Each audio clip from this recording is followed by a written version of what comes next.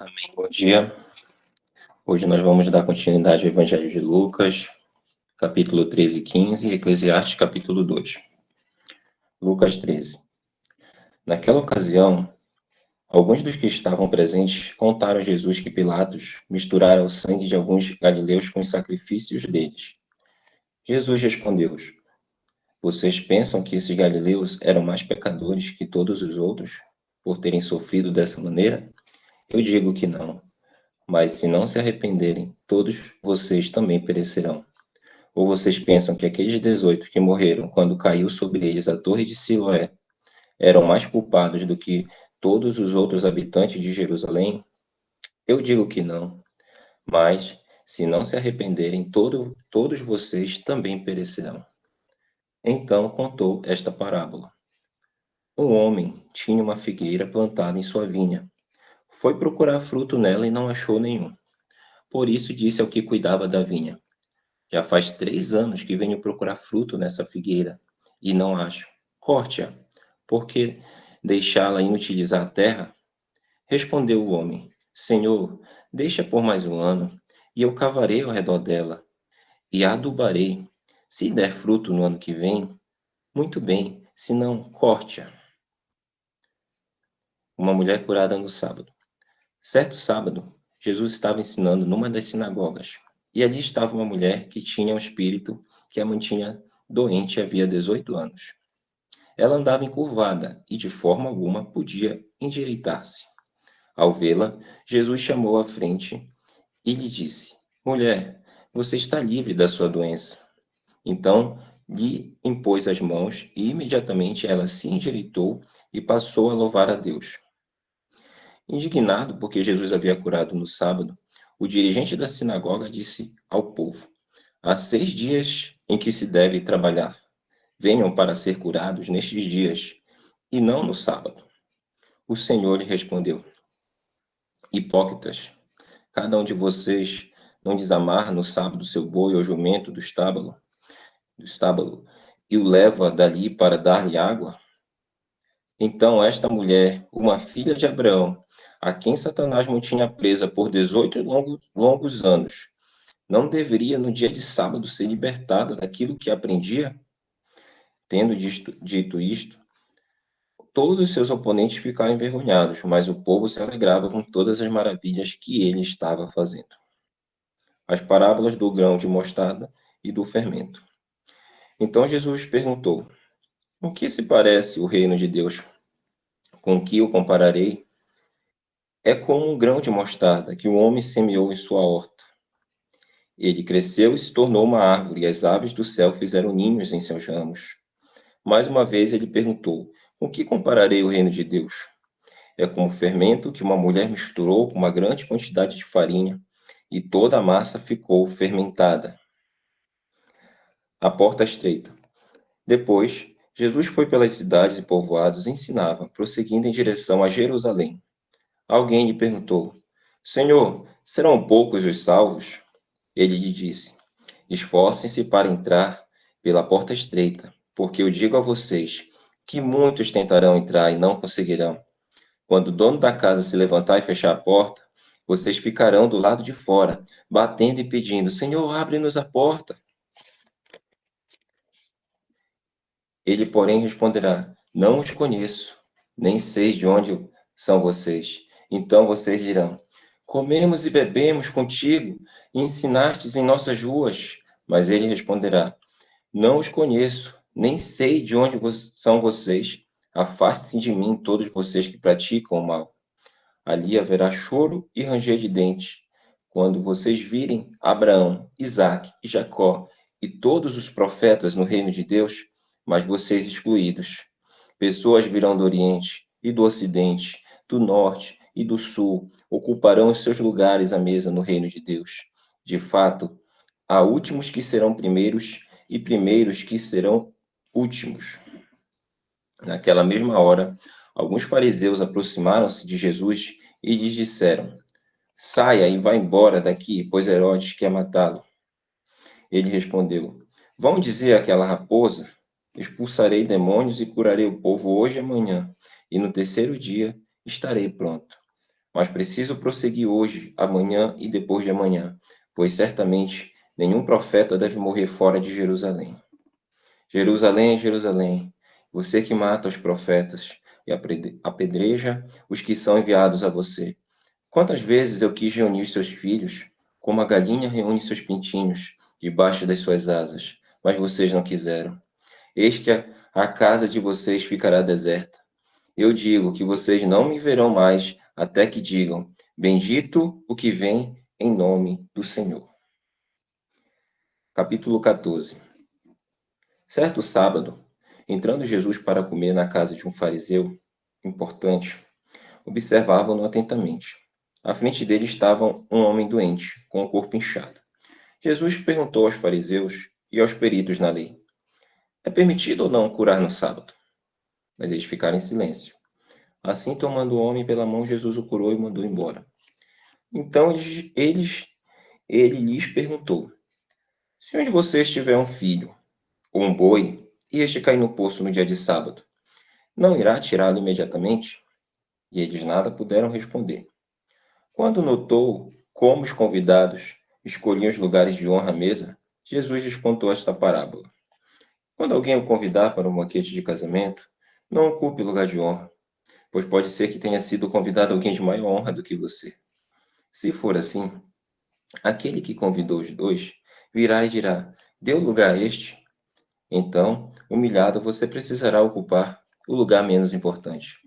Mas quando você for convidado, ocupe o lugar menos importante, de forma que quando vier aquele que o convidou, diga: Amigo, passe para um lugar mais importante. Então você será honrado na presença de todos os convidados. Pois todo o que se exalta será humilhado, e o que se humilha será exaltado. Então Jesus disse ao que o tinha convidado: Quando você der um banquete ou jantar, não convide seus amigos, irmãos ou parentes, nem seus vizinhos ricos. Se o fizer, eles poderão também, por sua vez, convidá-lo. E assim você será recompensado. Mas quando der um banquete, convide os pobres, os aleijados, os mancos e os cegos. Feliz será você, porque estes não têm como retribuir. A sua recompensa virá na ressurreição dos justos. A parábola do grande banquete. Ao ouvir isso, um dos que estavam à mesa com Jesus disse: Feliz será aquele que comer no banquete do reino de Deus. Jesus respondeu: Certo homem estava preparando um grande banquete e convidou muitas pessoas. Na hora de começar, enviou seu servo para dizer aos que haviam sido convidados: Venham, pois tudo já está pronto. Mas eles começaram um por um a apresentar desculpas. O primeiro disse: Acabei de comprar uma propriedade, preciso ir vê-la. Por favor, desculpe-me. Outro disse: Acabei de comprar 5 juntas de boi e estou indo experimentá-las. Por favor, desculpe-me. Ainda outro disse: Acabo de me casar, por isso não posso ir. O servo voltou e relatou isso ao seu senhor.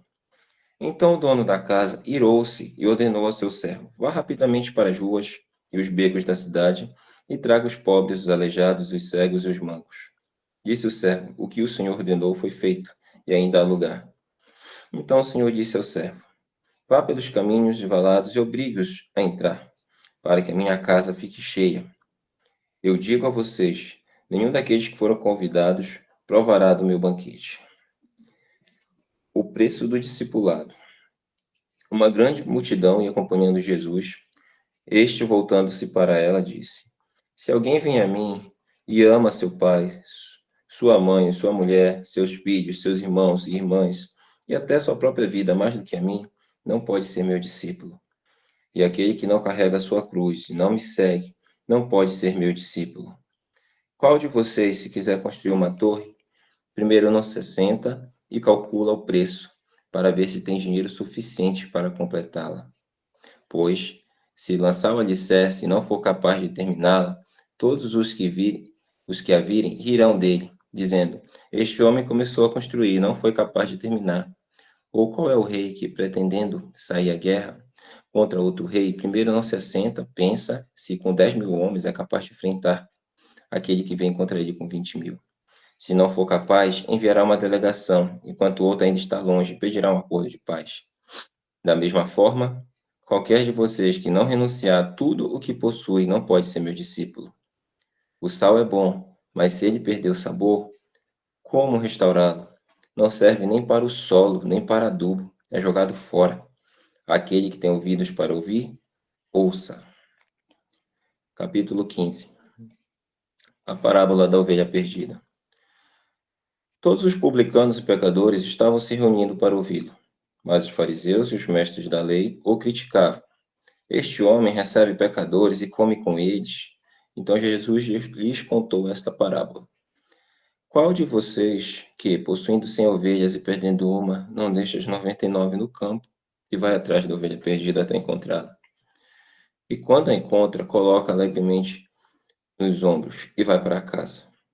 Ao chegar, reúne seus amigos e vizinhos e diz: Alegre-se comigo, pois encontrei a minha ovelha perdida. Eu digo que da mesma forma haverá mais alegria no céu, aleluia, por um pecador que se arrepende, do que por 99 justos que não precisam arrepender-se. A parábola da moeda perdida. Ou qual é a mulher que, possuindo 10 dracmas e perdendo uma delas, não acende uma candeia, varre a casa e procura atentamente até encontrá-la? E quando a encontra, reúne suas amigas e vizinhas e diz: Alegre-se comigo, pois encontrei minha moeda perdida. Eu digo que, da mesma forma, há alegria na presença dos anjos de Deus por um pecador que se arrepende. Amém. Jesus continuou. Parábola do filho perdido. Um homem tinha 2 filhos. O mais novo disse ao seu pai: Pai, quero a minha parte da herança. Assim, ele repartiu sua propriedade entre eles. Não muito tempo depois, o filho mais novo reuniu tudo o que tinha e foi para uma região distante. E lá desperdiçou seus bens vivendo irresponsavelmente. Depois de ter gasto tudo, houve uma grande fome em toda aquela região, e ele começou a passar necessidade. Por isso foi empregar-se com um dos cidadãos daquela região, que o mandou para o seu campo, a fim de cuidar de porcos. Ele desejava encher o estômago com as vagens de alfarrobeira que os porcos comiam, mas ninguém lhe dava nada. Caindo em si, ele disse: Quantos empregados de meu pai têm comida de sobra, e eu aqui morrendo de fome? Eu me porei a caminho, e voltarei para meu pai e lhe direi: Pai, pequei contra o céu e contra ti. Não sou mais digno de ser chamado teu filho. Trata-me como um dos teus empregados. A seguir, levantou-se e foi para seu pai. Estando ainda longe, seu pai o viu e, cheio de compaixão, correu para o seu filho e o abraçou e o beijou. O filho lhe disse: Pai, pequei contra o céu e contra ti. Não sou mais digno de ser chamado teu filho. Mas o pai disse a seus servos: Depressa, tragam a melhor roupa e vistam nele. Coloquem um anel em seu dedo e calçados em seus pés. Tragam um novilho gordo e matem-no. Vamos fazer uma festa e alegrar-nos. Pois este meu filho estava morto e voltou à vida. Estava perdido e foi achado.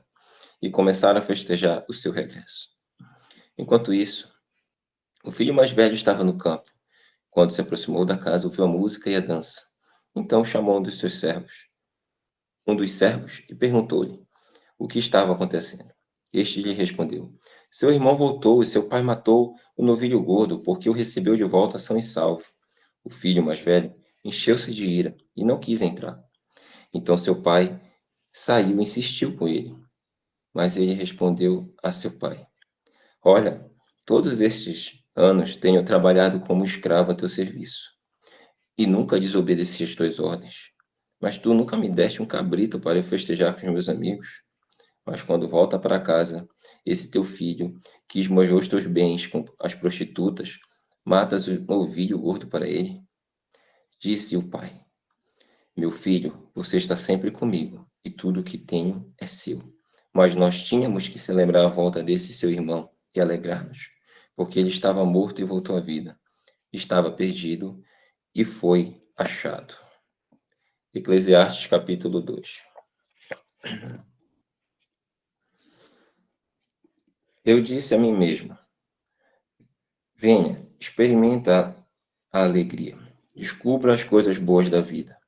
Mas isso também se revelou inútil. Concluí que o rir é loucura e a alegria de nada vale. Decidi entregar meu vinho e a extravagância, mantendo, porém, a mente orientada pela sabedoria. Eu queria saber o que vale a pena debaixo do céu, nos poucos dias da vida humana. Lancei-me a grandes projetos, construí casas, plantei vinhas para mim, fiz jardins e pomares, e neles plantei todo tipo de árvore frutífera. Construí também reservatórios para irrigar os meus bosques verdejantes. Comprei escravos e escravas, e tive escravos que nasceram em minha casa. Além disso, tive também mais bois e ovelhas do que todos os que viveram antes de mim em Jerusalém. Ajuntei para mim prata e ouro, tesouros de reis e de províncias. Servi-me de cantores e cantoras e também de um harém, as delícias dos homens. Tornei-me mais famoso e poderoso do que todos os que viveram em Jerusalém antes de mim, conservando comigo a minha sabedoria. Não me neguei nada o que os meus olhos desejaram. Não me recusei a dar prazer algum ao meu coração. Na verdade, eu me alegrei em todo o meu trabalho. Essa foi a recompensa de todo o meu esforço. Contudo, quando avaliei tudo o que as minhas mãos haviam feito e o trabalho que eu tanto me esforçara para realizar, percebi que tudo foi inútil, foi correr atrás do vento. Não há nenhum proveito no que se faz debaixo do sol. Então, passei a refletir na sabedoria, na loucura e na insensatez. O que pode fazer o sucessor do rei, a não ser repetir o que já foi feito?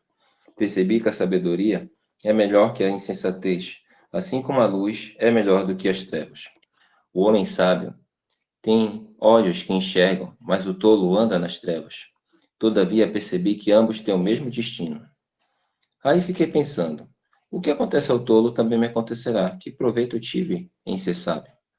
Então eu disse a mim mesmo: isso não faz o menor sentido.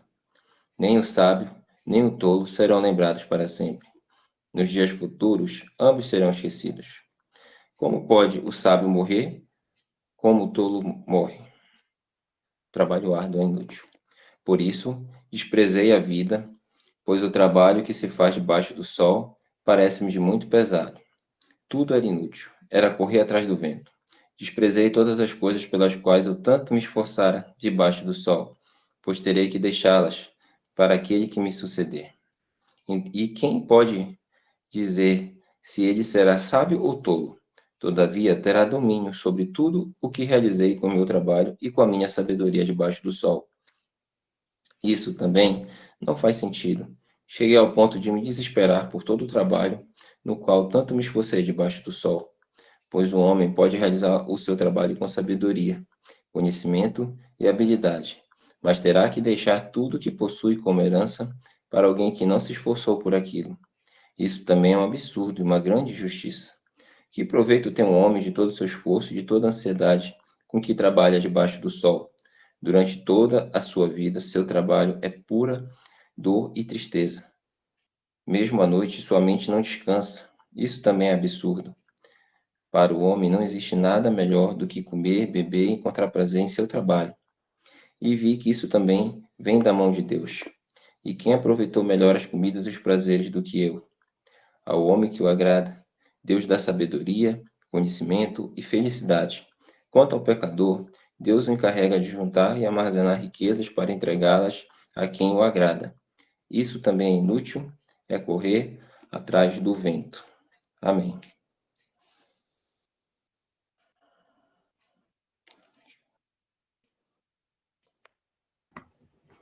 Glória a Deus. Obrigada, Paulo, querido. Bênção demais a porção de hoje.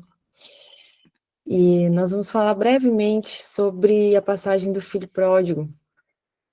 E trazendo um olhar para vocês um pouco diferente, porque quando a gente vai ouvir, né, pregações, reflexões sobre a história do filho pródigo, o foco sempre é naquele que deixou a casa do pai, né? E é muito interessante aqui, porque, na verdade, a gente tem um exemplo aqui de dois corações e ambos estavam perdidos, né? Um que desejou pegar a sua herança e ir para o mundão e viver as coisas do mundo, e quando chega lá, ele olha a miséria que é, né? O mundo. Ele vê o quanto ele tinha na casa do pai, ele percebe, ele cai em si, né, que ele deixa tudo de mais glorioso que ele já tinha, que estava ali à disposição dele. Ele querendo suprir uma necessidade enganosa do coração dele, né? Achar que fora da casa do pai, longe do pai, ele iria desfrutar, né? Iria satisfazer os seus desejos carnais, e na verdade ele vê que aquilo ali tudo era uma grande ilusão e uma grande miséria, literalmente, né? Essa história do filho pródigo, assim, leva ele ao fundo do poço, ao ponto de desejar a comida dos porcos. Gente, essa parábola, ela é muito profunda, rica em detalhes, né? Levando aqui a gente a entender quão ilusória é, né? Quão muitas vezes o diabo oferece uma bandeja e aquilo ali é o ápice da miséria. E muitas vezes o homem ou a mulher, né, aceita aquela bandeja, quer, deseja, larga tudo por aquilo ali, e aí quando tá ali percebe o lamaçal, né, que, que a própria pessoa escolheu, né, abandonou tudo, e isso em vários aspectos da vida, queridos, tá? Então, aqui o Senhor está nos mostrando, né, trazendo a clareza para nós nesta manhã, mas o foco que eu queria trazer é sobre o filho que ficou em casa, né? Porque quando o irmão dele cai em si e ele decide voltar e ele volta mesmo arrependido, ele volta humilde, ele volta se sentindo indigno, né? De ser tratado como filho, ele queria só ser servo, porque até os servos ali da casa do pai dele, né, estavam numa condição assim de excelência, de cuidado, de dignidade, de respeito, e ele queria aquilo, né? Ele falou, eu quero ser servo, eu não me sinto nem digno de ser filho. E a gente vê o caráter do pai, como o pai se alegra com aqueles que se arrependem, né? Como ele está ali de braços abertos, disposto a acolher e a trocar as vestes, né, a limpar de toda a sujeira do mundo, a curar as feridas, né, que ele sofreu lá e colocar novas vestes, colocar um anel, aliança, o anel fala da aliança, né, novas sandálias, preparar um banquete, festejar. Isso é lindo, porque mostra aqui o caráter de Deus, né? É interessante que qual foi o prato principal ali do banquete? Vocês repararam? Ele manda o quê? Manda matar um bezerro cevado, né? Então não era apenas comida, mas o que estava representando ali? Representava, né, o sacrifício da paz. Então, era a celebração de Shalom. Esse bezerro cevado, aqui no hebraico, é o Korban Shelamim. Korban Shelamim, que significa sacrifício da paz. Então, era uma celebração de Shalom, né? Aquela paz que traz a completude, era o Shalom restaurado. Era o Shalom na vida daquele filho, né? Que tinha se afastado, que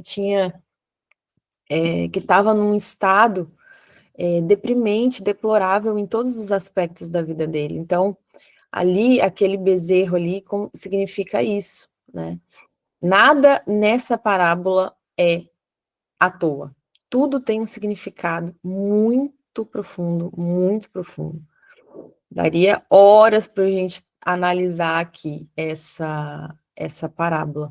Mas o que eu quero trazer de destaque é a reação do filho que ficou. Por quê? O filho que ficou aqui, a gente vê pela atitude dele, né? A forma como ele estava cego pela familiaridade, sabe? estava acostumado com aquilo ali. Ele já estava habituado com toda aquela provisão, né? Com tudo aquilo que ele tinha à disposição dele. Aquilo ali passa a ser algo comum, familiar, né? E no hebraico, isso tem um nome. É como se fosse um hábito que cega, né? No hebraico, o nome disso é Egel Maque. Ele é um hábito que cega.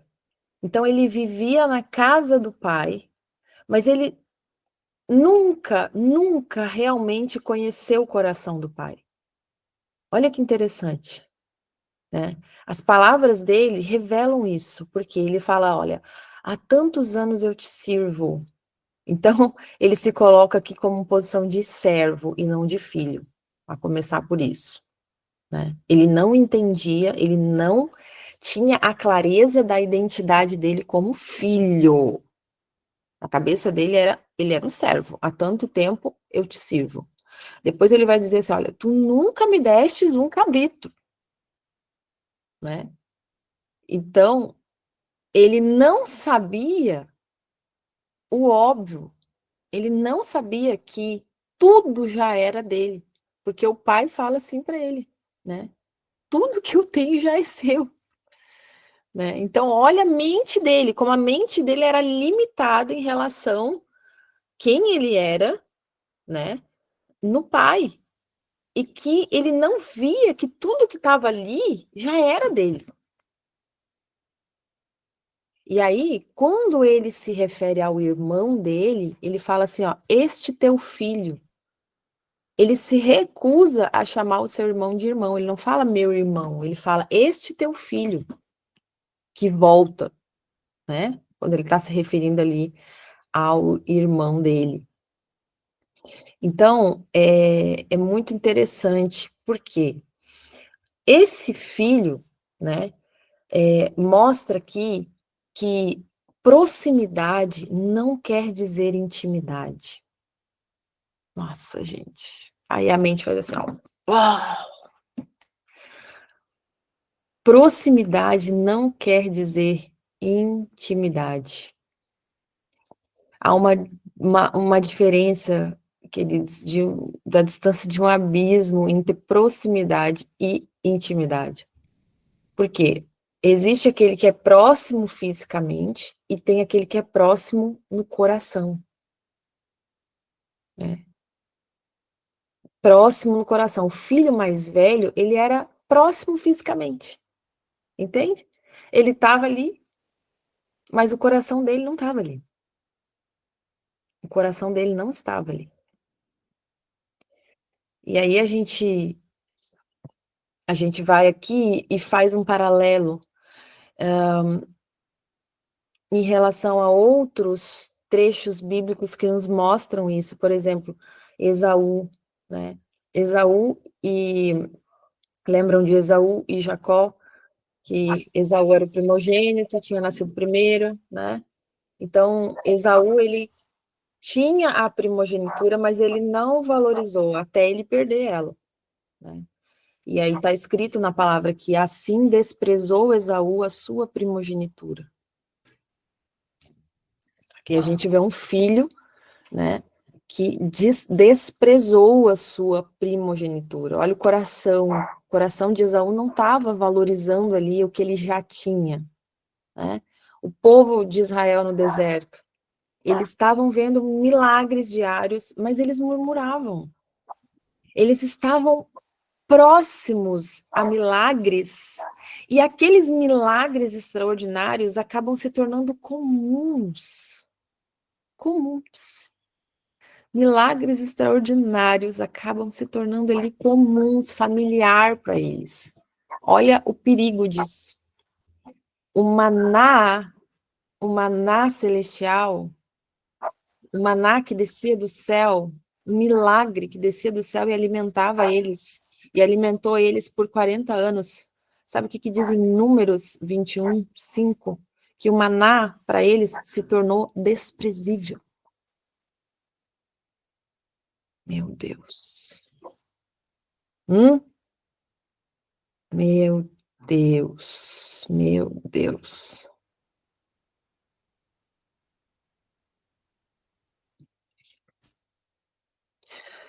Em Malaquias 1:2, os sacerdotes, eles perguntam assim: em que te amamos? Né? Eles estavam ali próximos ao templo, mas eles perderam o senso do que era sagrado. Eles perderam o senso do que era sagrado. Então, quantas vezes, queridos, quantas vezes a gente está na presença, a gente está tendo uma vida, né, onde os milagres de Deus são constantes, a provisão dele não tem faltado, né? Muitas vezes você está ali congregando, e nós temos no nosso ministério manifestações de sinais de Deus, que são constantes, constantes. E quantas vezes você olha para aquilo e você já trata aquilo como comum?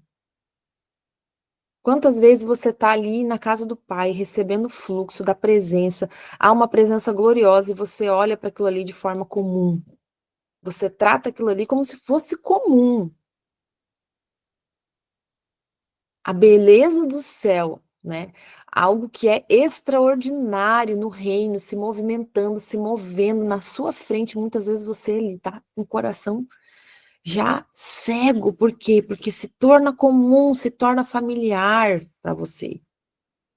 E aí você já não valoriza mais. Você já não dá mais aquele devido valor, né? Então, a pessoa que não reconhece, né, é algo assim que ela só vai reconhecer quando ela perde, né? A pessoa ela não reconhece o bem que possui até que ela perde. Então, muitas vezes, por que que isso acontece, né? O hábito, a rotina, aquela rotina ali, ela vai muitas vezes, né, tapar a nossa percepção do extraordinário. A indiferença, né, o comum se torna ali invisível, né? E outra coisa também, outro ponto, é o materialismo. Às vezes a gente foca naquilo que a gente não tem e a gente despreza aquilo que a gente tem. E muitas vezes a gente não entende, não percebe que quantas pessoas gostariam de ter o que a gente tem. Quantas pessoas dariam tudo para ter o que você tem, você mesmo, você. O seu CPF, o seu nome, a sua identidade. Daria tudo para ter o que você tem. E muitas vezes você não enxerga, porque você foca naquilo que você ainda não tem. E aí o seu coração ele se torna o quê? Ingrato. E ele vai se fechando, ele vai se endurecendo. E você não valoriza mais tudo e o tanto que você já tem, o tanto que você tem no Pai.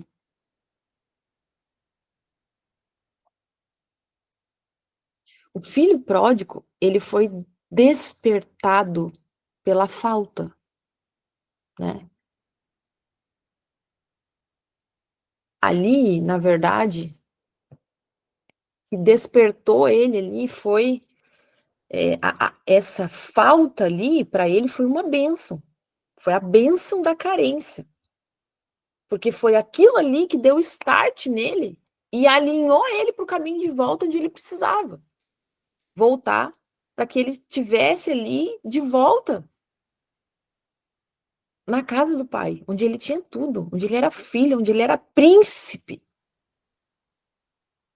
Então, olha que interessante, de forma assim até paradoxal, né?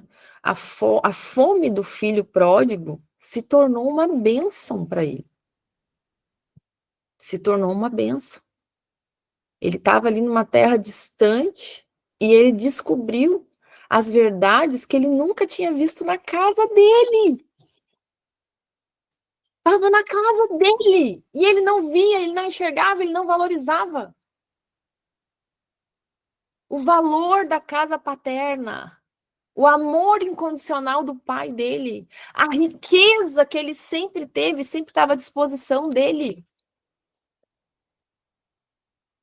Interessante que Salmo 119 vai dizer assim: antes de ser afligido, andava errado, mas agora guardo a tua palavra. Pá! Meu Deus do céu. Antes de ser afligido, andava errado, mas agora guardo a tua palavra.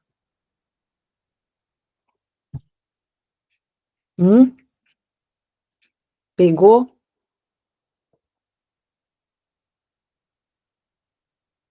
Aí o filho que retorna, né? Quando ele retorna, a forma ali como o pai ele age, né?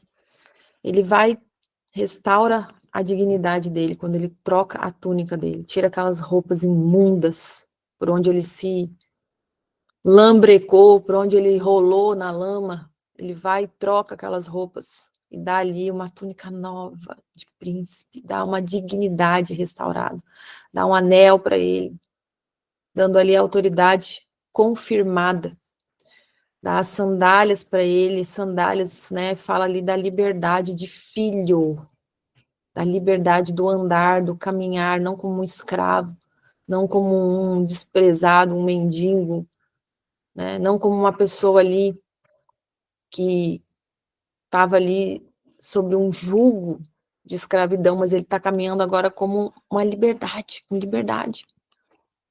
E ele tem ali a festa, né? O pai marca aquele retorno com uma festa. E o filho que ficou, o que o pai fala para ele? Filho, tu sempre está comigo. Tudo o que eu tenho, tudo o que é meu é teu. Então, aqui tem uma revelação muito profunda, porque o pai declara, né? Sempre, sempre é uma presença constante. Filho, tu sempre estás comigo. Sempre. E tudo que é meu é teu. É uma posse total. Total, não é parcial, é total. Aleluia. Meu Deus, é forte. Ô, papai, o senhor tá falando essa manhã, hein?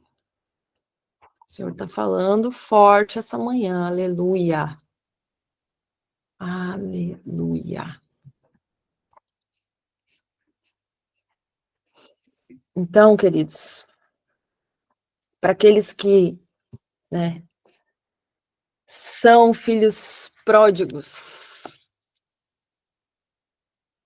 a gente vê aqui que a chave mais linda, extraordinária, o recurso, o escape mais poderoso que o Senhor entregou para nós é a techuvá, é o arrependimento, é o retorno, né? Enquanto você está vivo, você tem a oportunidade de você retornar, você se arrepender, né? Então, aqui, quando ele retorna, quando ele se arrepende, os olhos dele se abrem. E aí, os olhos dele começam a ver os tesouros que antes eram invisíveis para ele. Quando ele se arrepende, ele enxerga tudo que ele tinha e ele não via, ele não enxergava, ele não valorizava.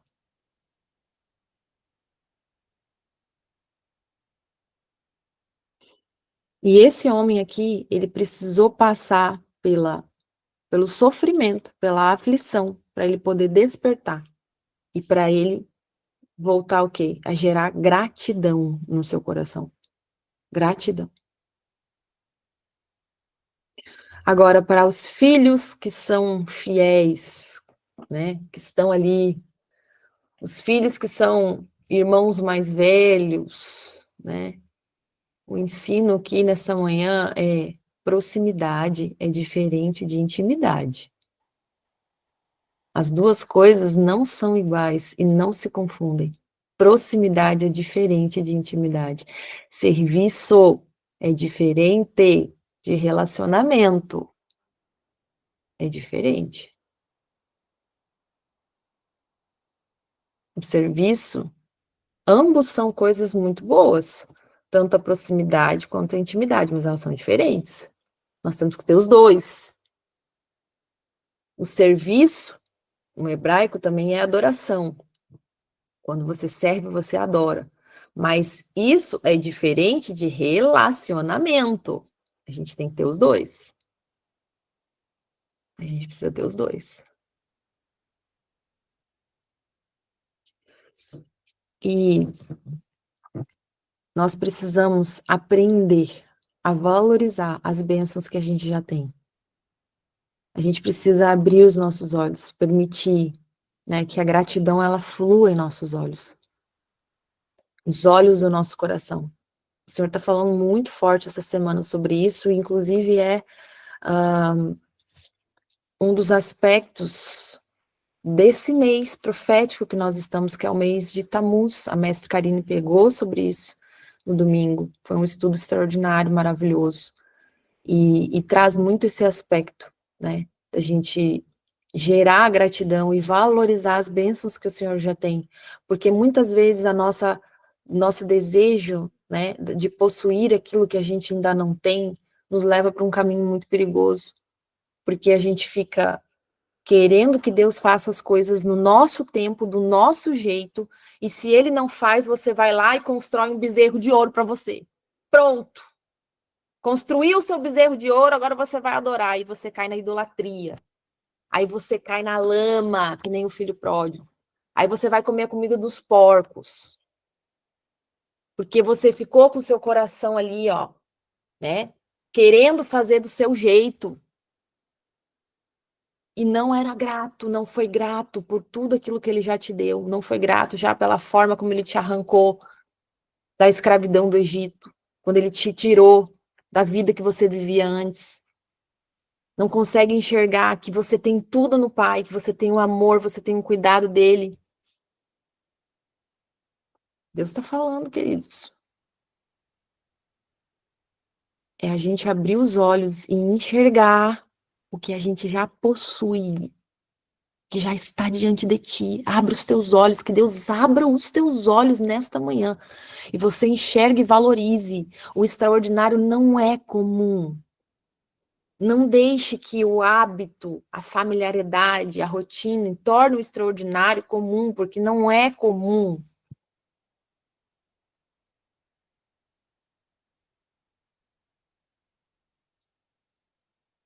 Tem um versículo que eu estou tentando lembrar aqui agora que fala assim, ó.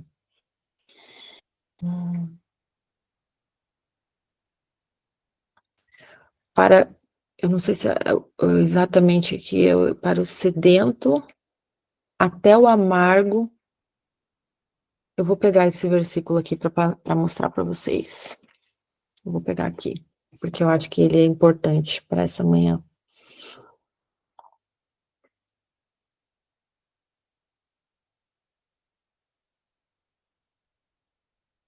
Achei.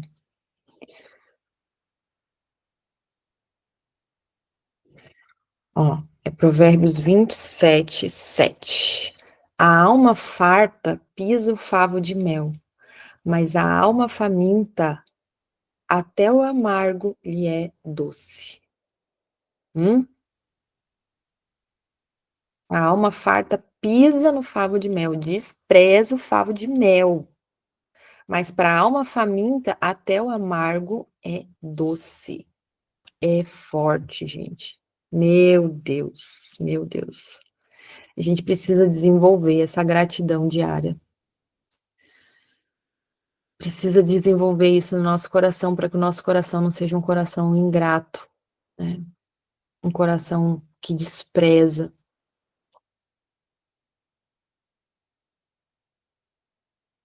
Hoje você pode se perguntar, né? O que que eu tenho que eu não reconheço? O que que eu tenho que eu não consigo reconhecer? Pede para o Senhor te ministrar, abrir os seus olhos, e você vai ver o tanto que você já é rico nele. E ele vai te mostrar o tanto que você, como filho, tem no Pai. Então, muitas vezes, né, a gente vê aqui, nessa situação desses dois filhos, os dois estavam perdidos. Então, tem aquele filho ali que se afastou fisicamente, e tem aquele filho que permaneceu, mas se afastou emocionalmente, né? Ele deixa ali, muitas vezes, as emoções feridas, né? Matar a intimidade, gerar uma ingratidão, gerar uma cegueira.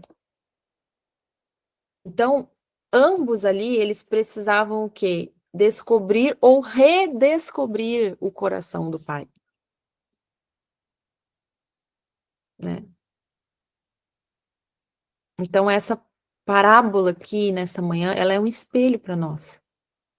Será que nós somos filhos que precisamos voltar para casa?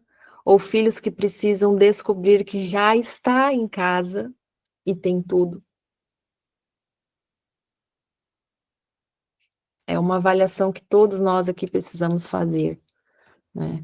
E entender que o nosso Pai é um Pai de amor, é um Pai misericordioso, é um Pai abundante, é um Pai que te ama.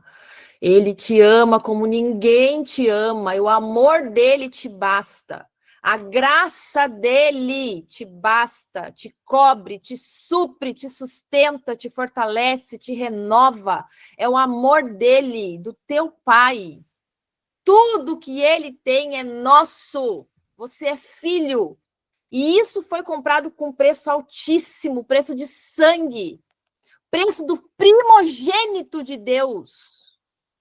A beleza do céu desceu, se entregou, pagou com seu sangue puro, para que você hoje fosse co-herdeiro do reino. Não despreze isso. Não despreze o que ele conquistou pela sua vida. Valorize o reino, valorize o que você tem. Dê glórias a ele. Enche o seu coração de gratidão.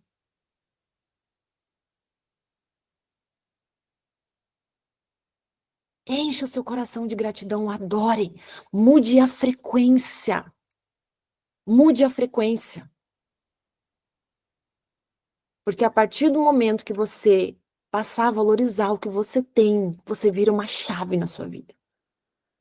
Os teus olhos passam a ver a riqueza que você já possui no teu Pai. No teu Pai, que é dono de todas as coisas, que é o Rei, o Senhor do universo, o Criador dos céus e da terra. Queridos, a maior tragédia é você, não é você estar longe da casa do Pai, mas você estar dentro da casa do Pai e não reconhecer as suas riquezas. Então, hoje é tempo de abrir os olhos. Hoje é tempo de, em nome de Yeshua HaMashiach, enxergar e valorizar. E lembre-se dessa palavra. Eu quero que você fique com esse versículo na sua mente, no seu coração nessa manhã. Filho, tu sempre estás comigo, e tudo que eu tenho é teu. Amém? Que seu coração seja desperto, consiga ouvir a voz do Pai nesta manhã, que fala com a sua vida de forma profunda, e que seus olhos sejam abertos para enxergar o extraordinário de Deus. Deus te abençoe, queridos. Shalom, shalom. Hoje à noite tem culto. Esteja cultuando o Senhor. Valorize, ame estar cultuando o Senhor. Ele vai derramar sobre nós nessa noite. Amém? Shalom, shalom. Bom dia.